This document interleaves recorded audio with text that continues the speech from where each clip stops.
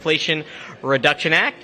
Without further ado, I'd like to invite to the podium the Senior Advisor to the President for Clean Energy Innovation and Implementation, John Podesta.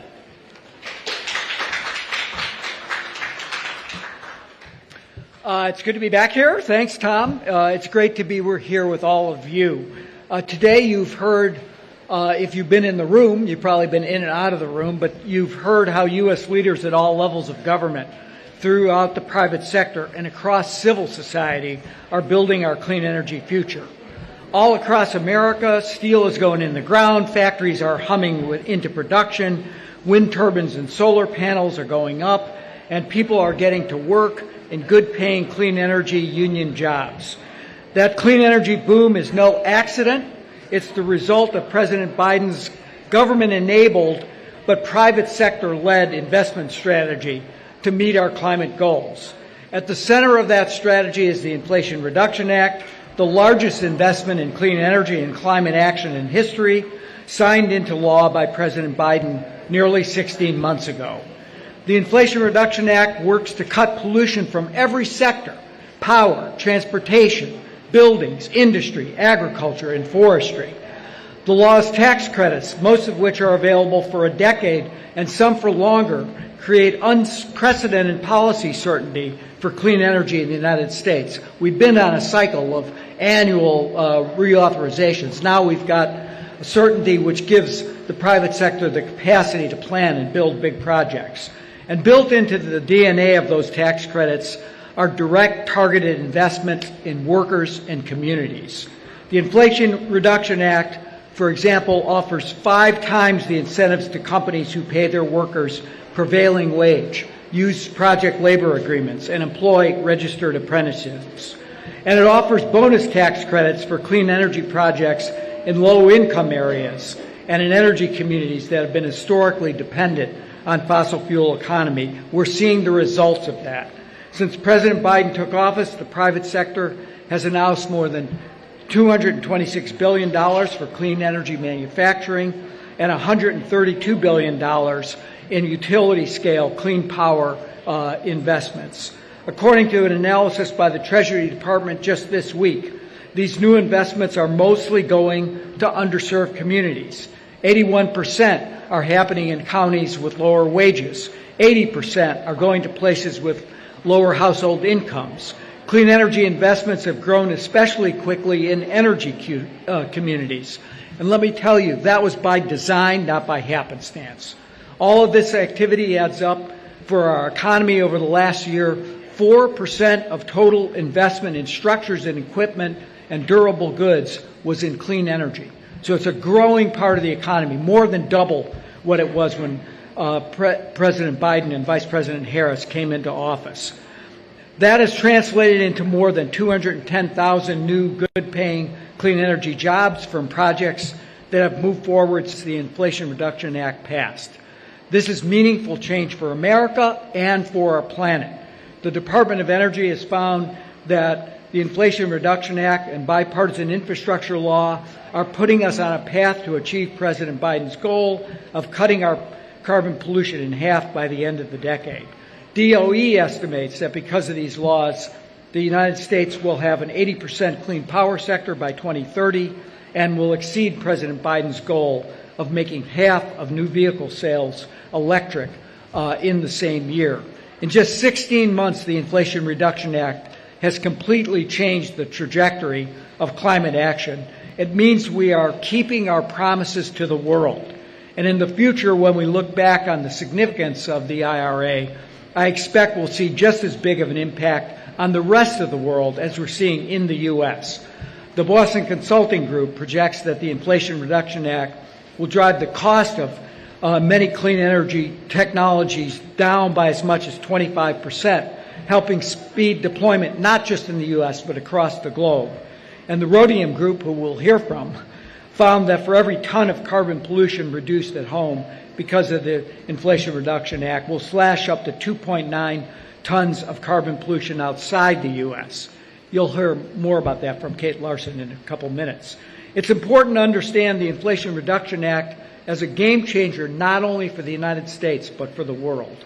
Implementing this historic legislation the right way creating equitable, lasting change is crucial for both America's clean energy economy and the global fight against climate on the climate crisis. In order to maximize the potential of the IRA, the United States and our allies and partners need to work together in three ways. First, we must recognize there's plenty of room in the clean energy economy for many regions in the world to lead together and take action accordingly. Globally, we're still not on track to reach the clean energy manufacturing capacity we need by 2030 in order to reach net zero emissions by 2050. We're especially behind it on manufacturing for wind, heat pumps, and hydrogen electrolyzers, according to a new analysis by the White House Council of Economic Advisors published this week. For each technology, North America is expected to contribute less than 15% of the production the world needs. That means other nations have an opportunity to invest and lead alongside the U.S. The clean energy future is diversified and plentiful. We need everyone in the game to beat the climate crisis. For all the clean energy activity we're already seeing, we need a lot more of it. We need more innovation, not less. We need more collaboration, not zero-sum competition. That's the second way the United States and our allies and partners need to work together to build sustainable and resilient supply chains for clean energy that avoid the mistakes of the past. Nearly 2 years ago, as Vladimir Putin launched his total illegal invasion of Ukraine, we saw how vulnerable we are as long as we remain reliant on fossil fuels. And countries like the United States have been ceding ground on clean energy manufacturing to China for decades, letting jobs and factories go overseas. On the issue of supply chains, we're in a completely different position than when President Biden, Vice President, first took office. Over the course of the administration, the private sector has announced more than $155 billion just in the U.S. battery and EV supply chain. And companies have announced over $15 billion in the solar manufacturing supply chain. We're making progress, and we have more ground to cover. For a thriving global market in clean energy, we need to grow a diverse array of suppliers, not foster a concentrated supply chain. Yet today, China extracts more than 75% of the world's graphite. They process a majority of lithium, cobalt, and 99% of graphite, and they completely outpace the U.S. and our allies on the production of batteries and their components. On solar, China controls nearly all wafer and ingot manufacturing. It's why President Biden's agenda targets every stage of the supply chain for critical clean energy technologies. It's why we're working with our partners and allies around the world, from Mexico and Canada to Australia and Kenya, the EU, South Korea, Japan, to secure reliable supplies of critical minerals. And it's why we need to friendshore sustainable, secure, resilient global supply chains for clean energy that break our collective reliance on Chinese supply and ensure that a dictator like Vladimir Putin never again can wield energy as a weapon of war. The vision of a clean, secure energy future is only achievable if the people building it are actually feeling the benefits. That brings me to the third way we need to work together, by prioritizing workers and communities in the clean energy transition. President Biden and Vice President Harris took office with a strong conviction that underserved communities, those who've borne the brunt of industrial and power sector pollution, those who have often been left out and left behind, should be at the front of the line for the benefits of investments in clean energy. It's the same belief that powers our Justice 40 initiative, which aims to deliver 40% of the benefits of federal investments in climate and clean energy, are flowing to disadvantaged communities. Putting workers and communities first is the only way to make sure these investments are felt for generations, because once jobs are created, once factories are built, and communities are transformed, the change is very difficult to uproot. Later in the session, we're going to hear from a great panel of leaders who are making the promise of the IRA real for communities across the United States. They're setting an example for the entire world on how to build a just clean energy future. But first, I'm delighted to turn it over to one of our nation's top climate and clean energy analysts, Kate Larson, a partner at the Rhodium Group, who will give us an external perspective on the domestic and global impact of the IRA. Kate, the podium's yours.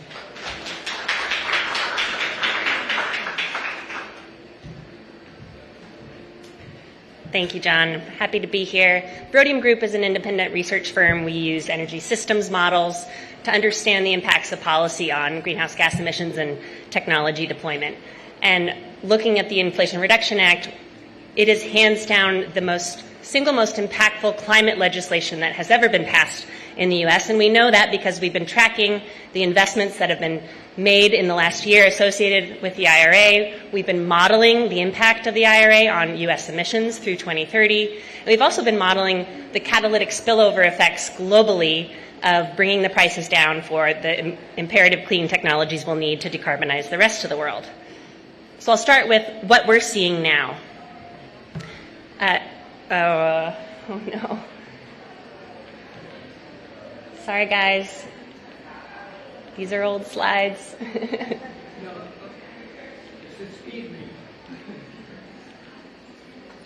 Where are the...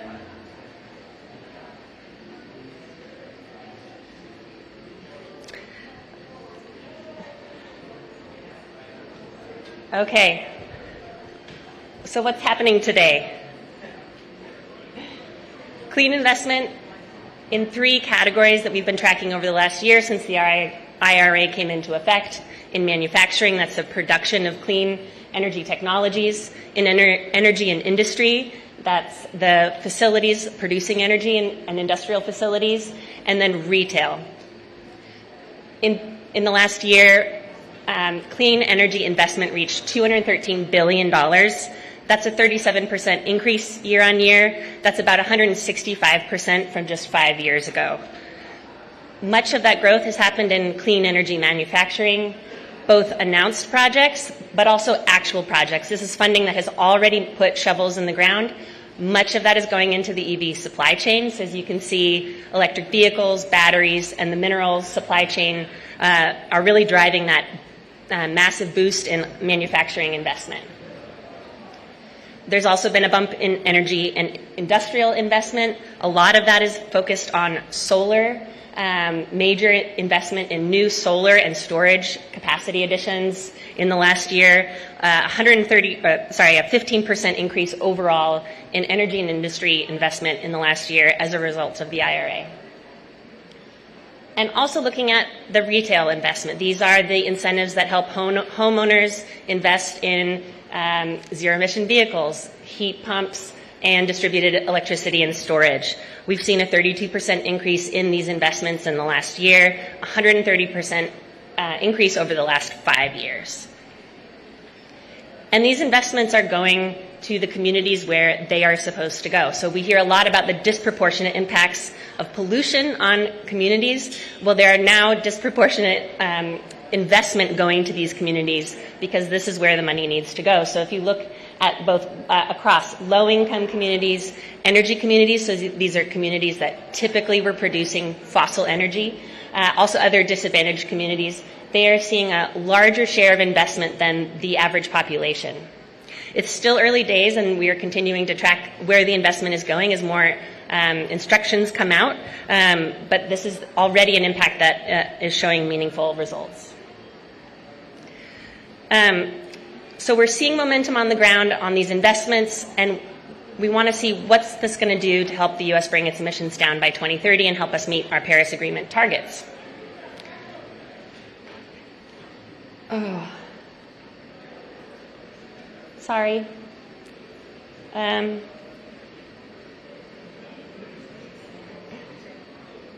just out of order.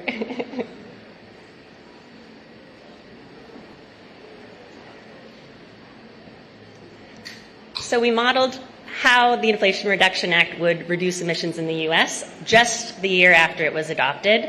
And we found that without the IRA, the U.S. was on track for around 30% reductions from 2005 levels by 2030. And when we just added in the Inflation Reduction Act on top of all of the other existing policies, we found that the U.S.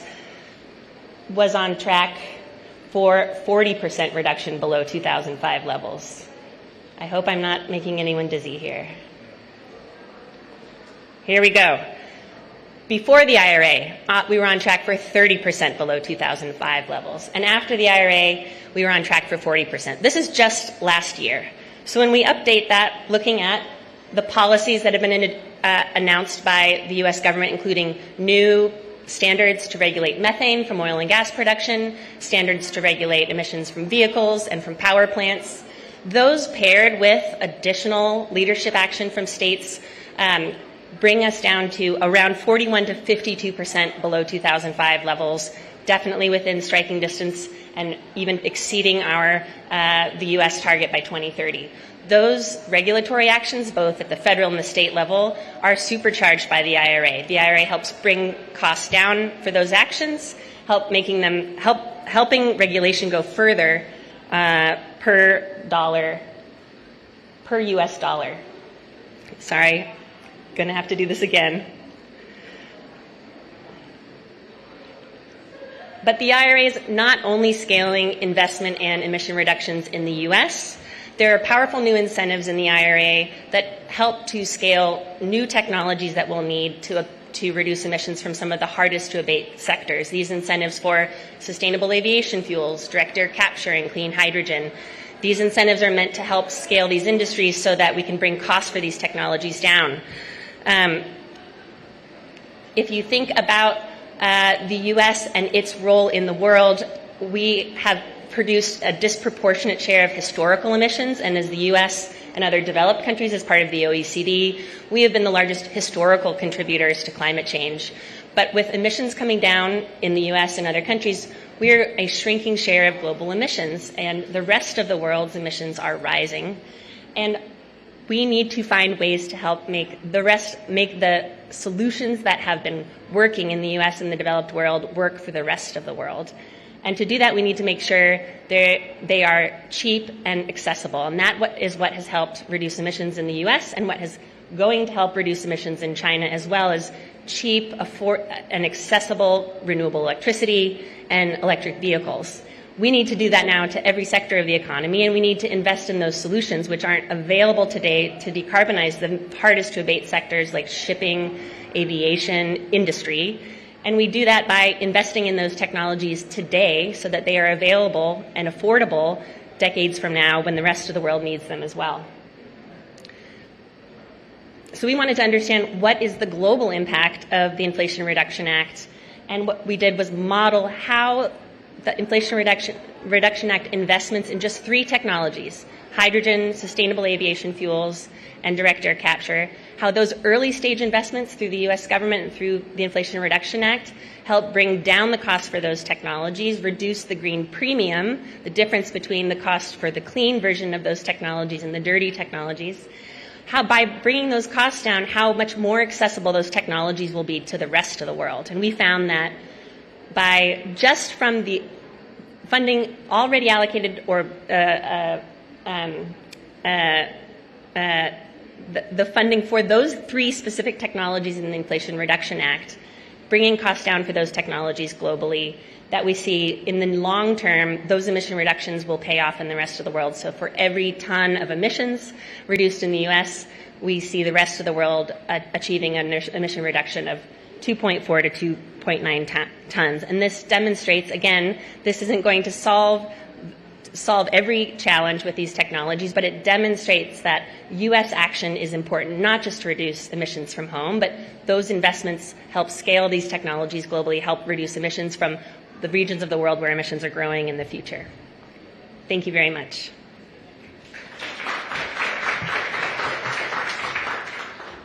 Okay. We're going to do a quick change here.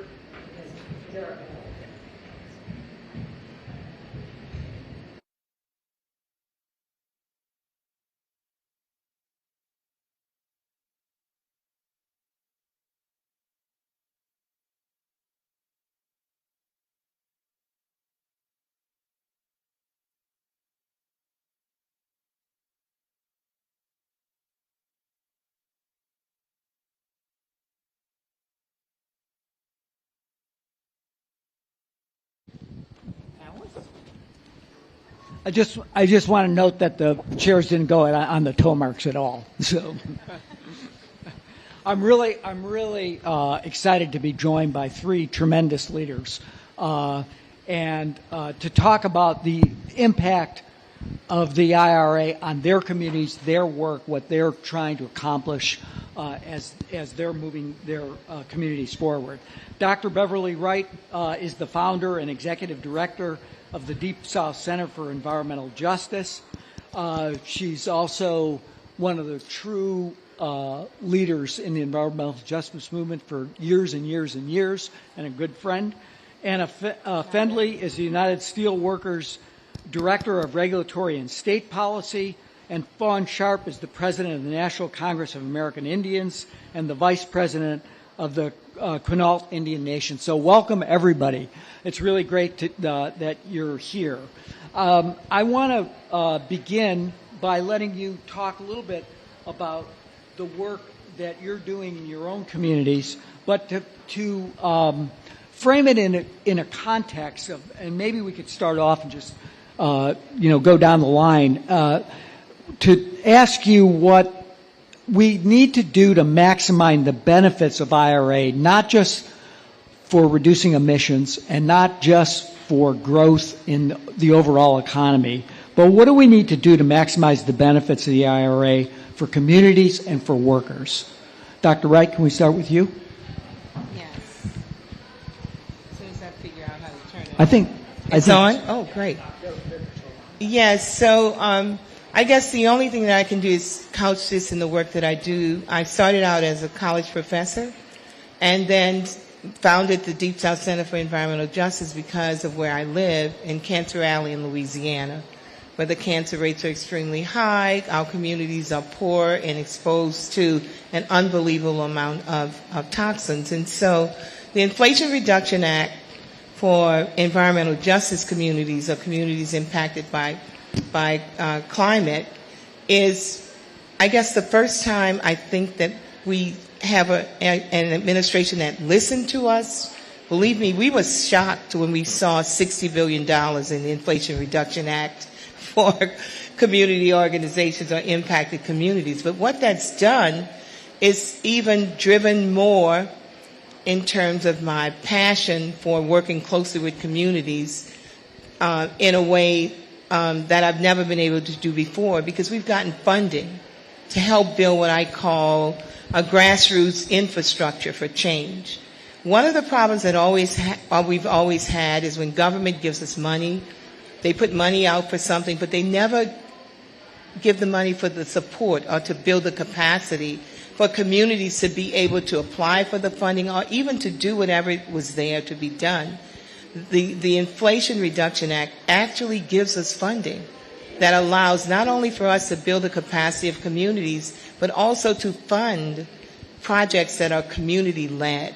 So a lot of what we see from government over the years was government looking at us and saying, well, this is what you need. So this gives us an opportunity to say, yeah, this is where we are, but we're telling you what we need. And what happens is you get a just solution to problems that have not been that have not happened in the past. The other thing for workers, you look at all of this money and it's going in certain places, but if the people who have suffered the most are not trained for the new manufacturing jobs that are coming, whatever jobs are coming, then you're creating the same situation that we're trying to move away from. So there's no change if you don't bring poor people along with you, impacted people along with you. And so building that, what we call that grassroots infrastructure to really be able to participate in all of the benefits that are coming to us from the Inflation Reduction Act. And that's what we do. We have a worker training program that mostly dealt with hazardous waste, and now we're moving into solar panels, electric charging, and all of the things that we need to move forward to have jobs that are good-paying jobs for our communities. I'm going to stop there. I tend to talk too long. Okay. And let's go down the line. We talked, Dr. Wright talked about worker training, bringing people into the workforce, getting the right kind of training. The IRA sort of is aimed at producing good jobs? How are we doing, and what do we need to do better? It's a great question. Thank you. So I represent the United Steelworkers Union. We're the largest industrial union in North America, representing workers who make steel, aluminum, and other metals, glass, paper, rubber, chemicals, all kinds of things. And they work in manufacturing. And I think that the promise of the Inflation Reduction Act is that it not only addresses these new technologies, but it works at advancing the facilities where we make old technologies. And we will need to upscale both of those categories of workers to make sure that the manufacturing workers in our country are the most modern, the most impacted, and the most competitive in the world. As implementation is happening, there are great efforts by the administration to make sure that workers actually have a seat at the table with companies who are seeking this money. We could be doing more. In our country, we don't have formal social dialogue, but it doesn't mean that companies can't or shouldn't sit down with workers and their unions and talk about what training they need, talk about what the impacts to their workplace might be. And that's really the bulk of the work that we're doing around the IRA in our union.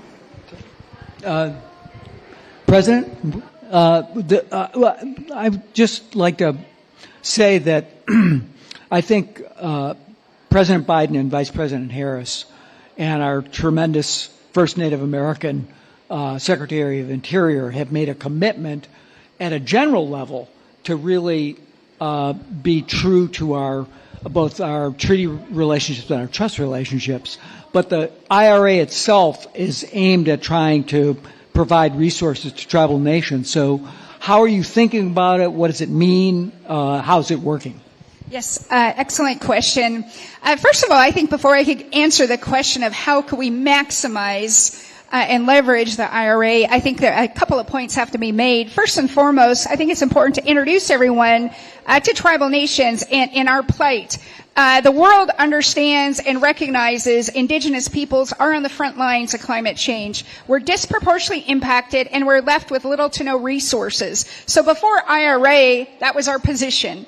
IRA did a lot to advance us, both in terms of tax incentives for workers, income tax credits, manufacturing, etc.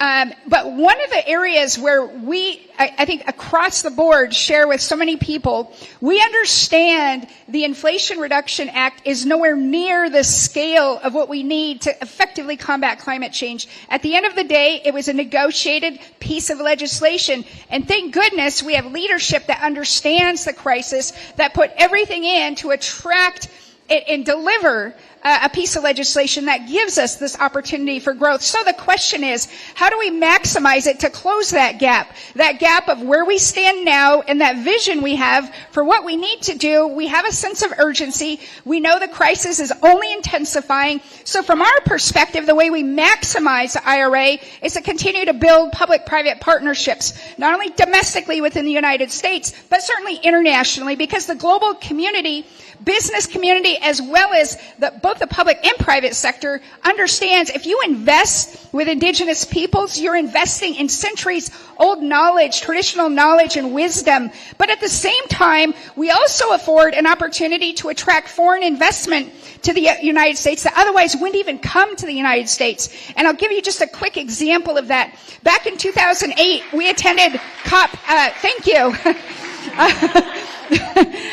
We attended COP14, and at that time there was a market, a voluntary market for carbon sequestration. It was trading at $2 to $3 a metric ton through the Chicago Climate Exchange and Exchange in California, one in New England. The international market was trading at $32 a metric ton, but domestic companies in the United States couldn't access that because the U.S. was not a signatory to the Kyoto Protocol. However, a tribal nation could enter into that agreement, and so we are working multinationally. There's a company that wants to deploy drone aerial AI technology to combat wildfires, and they want to partner with tribal nations in the United States to deploy this new and emerging technology. So we see maximizing the IRA by bringing traditional knowledge as well as looking as far as the eye could see with research and innovation to help support the United States as a global leader, both domestically and internationally. So that's how we see maximizing the IRA.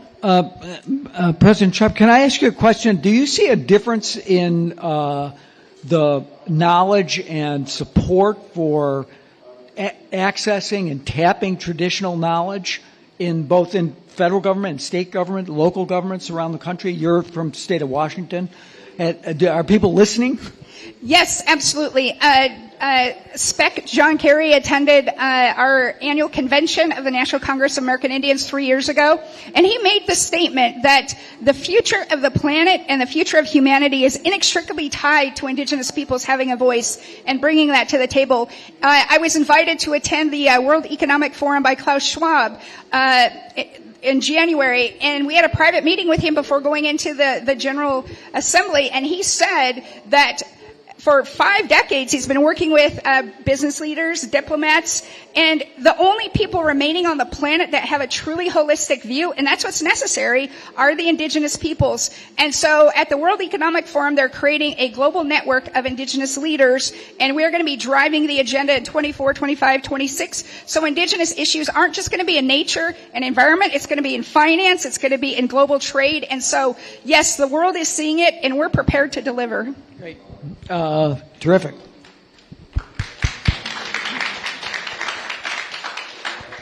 Dr. Wright, you sit on the White House Environmental Justice Advisory Council.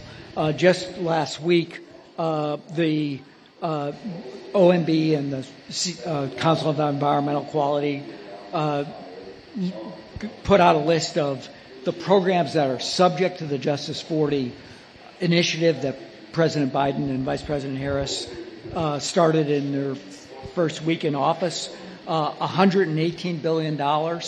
How are communities feeling that they have the wherewithal to access the money that's really now on the table by thinking about and orienting the agency programs towards reaching the communities that have, as I said in my opening statement, borne the brunt of industrial and power plant pollution? Yeah. So my answer to that question is that at least 153 communities have the have the ability to access funding, and the EPA put out a grant called the TIC-TAC, Driving Communities Technical Assistance Grants, that are really working towards building the capacity of communities so they can access all of these funds. So I would say to you, it's a 5-year grant. We are moving very quickly and working very hard. You spoke at one of the conferences that we had to make certain that communities can be involved. So, you know, it's one thing to put out a document with billions of dollars for communities to access, but if they don't have the technical training to apply for a federal grant, you know, that's not a little thing. That's a really big thing. And I will say this again, the Biden administration did something that I never saw before. Not only did they say, you know, well, we would like to get funding where communities need it, but they also pulled together the WEED Act, which is supposed to be sort of a governing body with scorecards. So he put in place a structure that actually helps us to monitor where funding is going. You know, are you really delivering on the promise that you said you would deliver on? And he didn't just say, you know, yes, I will, but he put money in that place. And then he also built a structure to monitor it, to make certain that things were going where they're supposed to go. All I can tell you is we have a lot of faith and hope in this turning out the way that it should turn out for the first time. But we have lived with many promises that some people got very rich off of and communities remain poor. We're expecting, and we can see already now, communities are starting to get really excited about the idea of being able to access funding, not just for what the county wanted or what the state wanted. And I live in a former slave state, which means you can determine on yourself what that means for black people there. But not just what they want, but what communities want. And when you move forward to help communities come together and make decisions about how would I like to improve my community? What kinds of projects should we have here so that we can have a better lifestyle, have cleaner air, better water, better drainage, all of those things. What I've found is that that's when you have a solution that works. Speaking to indigenous knowledge, nobody knows their community better than the people who live there. And so while engineers know how to fix it, they don't always know how to identify what the problem is, and communities do. That's what I see the benefits of this Inflation Reduction Act doing for us. It's also given us the opportunity to really build communities in a way that they can really feel like they're living safe and cleaner air and water. And maybe even in Cancer Alley, where I live, we'll see longer lifespans because we're cleaning up the place. So this is a really good time, I think, for EJ communities and climate-impacted communities to have an administration that's listened, but not only listened, but put their money where their mouth was. This is the very first time this has ever happened, and we are very excited. What about building worker power, Anna? I noted that on the clean power side, there are provisions in the law that shape the way the industry will develop that give a major bonus, a 5x bonus, if you're paying prevailing wage, if you're using certified apprentices, if you're using project labor agreements. But those provisions don't exist on the manufacturing side, in part because there was, that we lost those in the battle that was described earlier in terms of getting to the finish line. But how are you thinking about, at the Steelworkers, building worker power in building this clean energy future that we're all talking about? Yeah.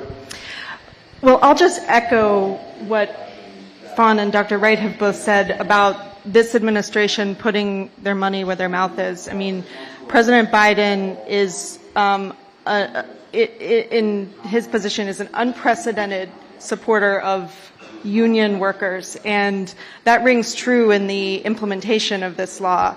John, you're right. They're really important provisions that help shape how work is done to build clean energy projects. That's really important to making sure these are high-wage jobs. And maybe just to give a little bit of history, right, the jobs in the fossil fuel economy in the U.S. across the board are really high-wage jobs because they have a long history of unionization. Those were hard-fought wages that did not come overnight and did not come from the goodness of the hearts of the corporate community. And we need to see both policies and building that union power to ensure that jobs in the clean technology and the clean energy economy are the same over time. So, the work that the Department of Energy is doing to ensure that companies applying for these funds are identifying community benefits plans, and that community benefits plan is also inclusive of workers. It's ensuring that they are talking to workers, that there's going to be high-wage jobs, that workers are going to be trained, that there are training partners, that workers have a free and fair choice to join a union, which actually is the law. But that companies are going to follow that law. And these steps that the Department of Energy is taking are really what's going to help workers in these new jobs and workers in old jobs see that the promise of a clean technology economy can be good. Because I think there's a lot of fear among the workforce that they'll lose their jobs. But I think that the steps that are being taken under the Inflation Reduction Act implementation provide a lot of promise for the worker power. Beverly? Yeah, first of all, I just want to give a shout out to the steelworkers. Because after Katrina, that's the group that came down and really helped us. And I'm a part of the National Institute of Environmental Health Sciences Hazardous Waste Worker Training Program. And we partnered with the steelworkers when we first began this work. But there is a program in NIHS that fit all of the parameters of Justice 40 before Justice 40 was even thought of. and it was a worker training program through NIHS in partnership with unions. And so it's one thing to be in a union, but it's another thing to make certain that underserved communities are involved in union jobs and union work and union training. So that particular program, that is a J40 program with very high marks, is one that we work with closely with the steelworkers on for years before it was started off. So creating that workforce that we need for moving forward that does not include disadvantaged communities is just recreating the same future. You know, our future will look like our past, and none of us want that to happen. And so this is happening with the Inflation Reduction Act, with the Environmental Career Worker Training Program being one of the selected programs, where what we're hoping is that it means that that program will grow and be more inclusive of people across the nation, disadvantaged communities, and so on. So thank you again to the steelworkers, great partners. President Sharp, you know, I think there's a focus always at COP about energy poverty, that we need to build this clean energy future, but we also need to worry about people who lack access to energy. In the United States, that's true too, and maybe particularly in tribal nations, where people still lack access to reliable electricity on tribal lands. Are we making progress there? And, you know, how much of a focus, for example, is the Congress making on trying to ensure that people have the resources to be able to create a fair and just future for themselves? Yes, that's another excellent question. There's certainly a great deal of investment through the IRA toward electrifying tribal communities. Not only those that lack the access, but even those of us that are vulnerable. I live in an area where we're vulnerable to sea level rise. The place where my ancestors signed our treaties is now underwater. We're off the Washington coast next to the Cascadia subduction zone. So our all hazard mitigation report concluded that if there was a major earthquake or tsunami, it would take 2 years to rebuild our electrical system. And so we are preparing for that. We do have investment through the IRA to do that, but we also recognize that there's a shift. I mean, our ancestors foretold of a day of reckoning, that the life trajectory we're on is simply not sustainable. And it's not an imbalance that just happened last year or a decade or even a lifetime ago. It began centuries ago. And so all the answers to everything that we have lies within our communities. It's just our behavior and our value system has to change. I attended the World Investment Forum here just a few weeks ago, and I heard an MNE CEO say, an investment in nature is no longer a social enterprise. We have to look at it as a mandatory exercise of corporate risk management. Because our global economy is suffering because of impacts to nature and the environment. And so what we're finding is there is a shift in values, there's a shift in direction, but gaining access to basic things like electricity has been problematic for our communities for decades. But the value we bring and that value that others are seeing around the solutions through our perspective, solutions in nature-based things. I mean, I've heard there's going to be a nature-based stock exchange and stock market, and people are really looking at value. And I remember in 8th grade, a tribal elder came to our classroom and said, someday water is going to be more valuable than oil. And at the time it seemed counterintuitive, but look at it now.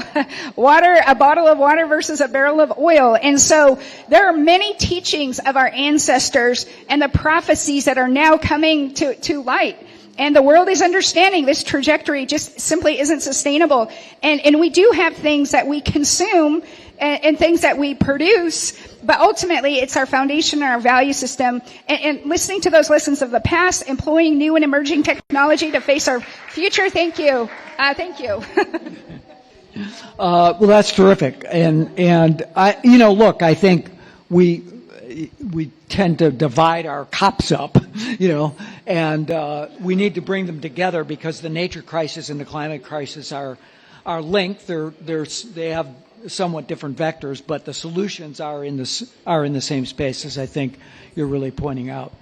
And I want to ask you a question about everyone's trying to preserve their industrial base around the world. And what is the quality and the context of your conversations with unions across the world in terms of the way the future might look? It's a really good question, and it's an important dialogue that we're engaged in, because you're right. We all realize that industry needs to change globally, and everyone wants to remain competitive. As we talk with other unions, we talk about policy successes like the Inflation Reduction Act. There are many union folks from other countries in the room today, actually, to hear this panel, because they're very interested in what we've been able to do and how we're using that to transform our existing industrial base. But we also do have to have a conversation about trade and about fairness and about how we ensure fair trade both for workers and for the climate. And I think that the conversation has turned a bit to believe that that is what's necessary, and that's a good thing. And I certainly hope that our union and our nation can be a leader in that movement. I think we're already seeing that start. Great. Well, we only have a couple of minutes, so I want to ask you one last question. Maybe we'll go in reverse order. I'll ask you, President Sharp, first. What are you really optimistic about? I am optimistic about our young people, the youth. I just came from a panel in the Indigenous Peoples Forum, heard a young girl speak after an elder, and time and time again when I hear our young people speak, I just know our future is in good hands. And that is something that we've taught, that the vision and strategies we have today, we're not going to see it through our lifetime. It's going to be that next generation that implements and executes executes that work. So you take a 15-year-old today, in a decade, 25, that kid's going to have some experience, and we have to ensure that we gift to that next generation good, solid leadership, and that's the inheritance that they receive. And so that's what I'm optimistic about. Anna? I'm optimistic about the movement that the Inflation Reduction Act has really helped catalyze among business, among communities, and even among workers. And there's so much thinking about decarbonization projects and how we change the way we do things. And so I'm optimistic about thinking about what comes next. How do we fund those projects that there isn't enough money for in the Inflation Reduction Act and keep the momentum? And I have no doubt that we'll be able to do that. Dr. Wright? Being last is always the worst, right? So they took my two positions. The first was optimistic about youth. We're told that we're living with the least racist, the most open, in terms of embracing other people and differences, believers in climate change generation than we've ever had. That gives me hope. And I'm also very hopeful about the movement, and I mean the environmental and climate justice movement, that I think is necessary to push the needle a little bit more. And while we're thinking about ways to save the planet, make certain we don't destroy some other people that we value less in the process. That only comes through a movement with voices from the ground up to make that change. So I'm very hopeful about the youth and about the movements that are growing now because of where we find ourselves on this planet. Well, I hope that you've all become more optimistic listening to these tremendous leaders from across our country, and I look forward to working with all of you in the future to make sure that the IRA is a success. Thanks for coming.